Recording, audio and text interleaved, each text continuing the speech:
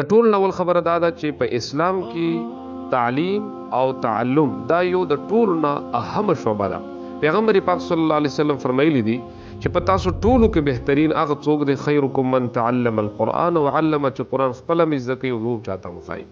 لہذا د دین لوی کار، د دین عظیم الشان کار په کائنات کې بل نشته، څنګه چې پیغمبر موږ ته فرمایلی دي. لیکن کله کله یو کار داسې واقع شي چې په هغه کار باندې یقینا د انسان زړه ته درد ورسیږي، احساسات په هغې مجروح شي، خو د هغې مطلب دا نه دی چې ګنې د هغې د وجې نه د مکمل ټول سسټم دا ټول کار هغه ته غلط ویلی شي. اوسه پورې هېڅوک عقلمند به تاسو داسې نه لیدلی چې د چا پوزې ته زکام ولګي، هغه د ځان نه پوزه کټ کیږي، ډاکټر ته ویلي چې پوزه رانه کټ کا ځکه دې ته زکام دی، د هغې علاج خلک کوي.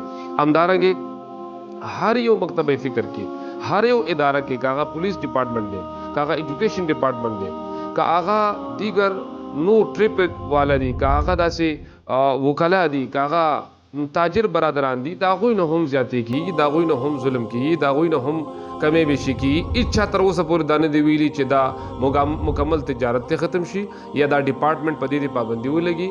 هېڅوک داسې نه وایي. بسم الله الرحمن الرحیم. قال النبي صلی الله علیه وسلم اتقوا الظلم فإن الظلم ظلمات يوم القيامة او كما قال النبي صلی الله علیه وسلم.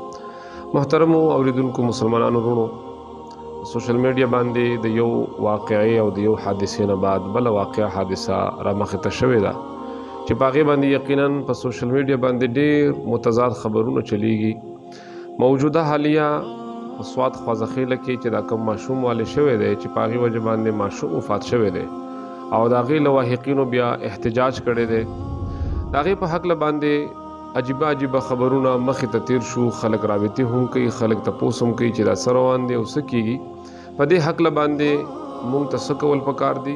یو خو هغه طبقه خلک دي په معاشره کې چې هغوی د الزام لګولو عادتیان دي. دا د یاد وي چې کوم خلک الزام لګوي نو عادتي الزامي خلک چې وي نو هغوی بیا نه یوسف پیغمبر ته ګوري او نه بی بی مریم غوندې شخصیت ته ګوري، هغوی خپل الزام خامخا لګوي. البته کم خلک چې پوهېدلو واله دي نو هغه خلک د یوې ورګې د لاسه پوره کمبل ورته نه اچوي. په دې هکله باندې یو خو د اهل مدارسو چې کم معلمین حضرات دي، قرا حضرات دي، اساتذه کرام دي، د هغوی په خدمت کې یو عاجزانه گزارش وړاندې کول غواړم او ورسره هغه خلک چې هغوی د اسلام او د مدارسو او د دینی خدمت په خلاف دي، هغوی په دې رنګ کې داسې موقع ګوري او هغوی ته چې د نوک برابر ځای میلاو شي هغوی پکې خپل سوک منډي او بیا په اسلام اعتراض کوي. د هغوی لپاره یو پیغام وړاندې کوم. د ټول نول خبره دا ده چې په اسلام کې تعلیم او تعلم دا یو د ټول نه اهم شعبه ده. پیغمبر پاک صلی الله علیه وسلم فرمایلی دي چې په تاسو ټولو کې بهترین هغه څوک دی خیرکم من تعلم القرآن وعلم، چې قرآن خپل مزه کوي او نور چاته وښایي. لہذا د دین لوی کار، د دین عظیم الشان کار په کائنات کې بل نشته، څنګه چې پیغمبر موږ ته فرمایلی دي. لیکن کله کله یو کار داسې واقع شي چې په هغه کار باندې یقینا د انسان زړه ته درد ورسیږي، احساسات په هغې مجروح شي، خو د هغې مطلب دا نه دی چې ګنې د هغې د وجې نه د مکمل ټول سسټم دا ټول کار هغه ته غلط ویلی شي. اوسه پورې هېڅوک عقلمند به تاسو داسې نه لیدلی چې د چا پوزې ته زکام ولګي، هغه د ځان نه پوزه کټ کیږي، ډاکټر ته ویلي چې پوزه رانه کټ کا ځکه دې ته زکام دی، د هغې علاج خلک کوي. همدارنګې هر یو مکتب فکر کې، هر یو اداره کې، که هغه پولیس ډپارټمنټ دی، که هغه ایجوکیشن ډپارټمنټ دی، که هغه دیگر نور ټریفک والا دي، که هغه داسې وکلا دي، که هغه تاجر برادران دي، د هغوی نه هم زیاتې کېږي، د هغوی نه هم ظلم کېږي، د هغوی نه هم کمې بیشي کېږي. هېڅ چا تر اوسه پورې دا نه دی ویلي چې دا مکمل تجارت ته ختم شي یا دا ډپارټمنټ په دې پابندي ولګي. هېڅوک داسې نه وایي. البته دومره کار دی چې اصلاحات په هر یو کار کې وي. په دې حقله باندې اساتذو ته خپلو ماشومانو ته په مینه محبت باندې سبق ښودل پکار دي. دا ماشوم بچی ګلالې د خپل مور او پلار تا سره یو امانت دی.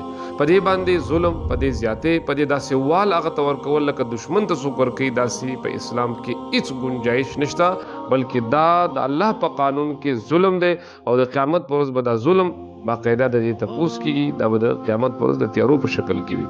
داسې کس چې هغه ظلم کوي، ماشومانو ته داسې وال ورکوي، یقینا هغه ته سزا ورکول پکار دي او داسې سزا چې دنیا خلکو ته د هغې پته ولګي. لیکن د دې دا مطلب نه دی چې یو استاد د خپل ماشوم ته تعلیم نه کوي یقینا په ادب ورکولو کې تعذيب هم شته، ادب ورکولو کې ضربکاری شته، لیکن د هغه ضربکاری حدود دي. ولې پلاران خپل بچی نه وخی، لیکن هغه پلار چې کله خپل بچی وخی په هغه والو کې بنیادی طور باندې منحوس شفقت وي چې هغه د غلط کار نه رامنع کوي او په صحیح لارې وي. همدارنګه اساتذه هم دي چې هغوی که د سرزنش یا د رټنې په تور باندې معمولی غوندې دومره سزا ورکوي چې په هغې سره د یو ماشوم ذهن کې دا وي چې زموږ استاد په دې باندې غوسه کېږي، موږ به دا پړهایي کوو، سبق وایي. تر دې حده پورې دومره تعذیب جایز دی، خو د هغې نه سوا سخته سزا ورکول چې هغه ظلم ته ورسي، قطعا د دې په اسلام کې هېڅ ګنجایش نشته. لہذا موږ ټولو معلمینو، طبقې والو ته، اساتذو ته دا پکار دي چې هغوی د په دې کار کې د اسلام اصول فالو کړي، خپل جذبات خپل احساسات ته نه راوچتوي.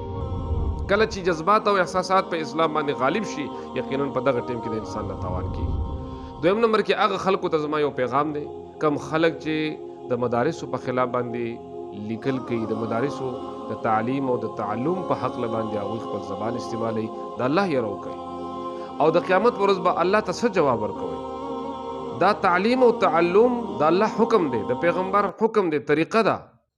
دا څه غلط کار نه دی، دا روا کار دی، جایز کار دی.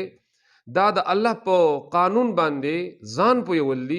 تعلیم او تعلم سره الله پاک عذابونه دغه علاقې نه اوچتوي د الله دپاره. کله چې یو مکتب فکر والا څه غلطي وکړي، نور خلک د هغې په حق باندې د جماعت نوم اخلي، د یو کس د وجې نه ټولو خلکو ته تکلیف، ټولو خلکو ته بدنامه. دا یقینا چې یو کمعقل سړی دا کار کولی شي، عقلمند سړی هېڅکله دا کار نه کوي.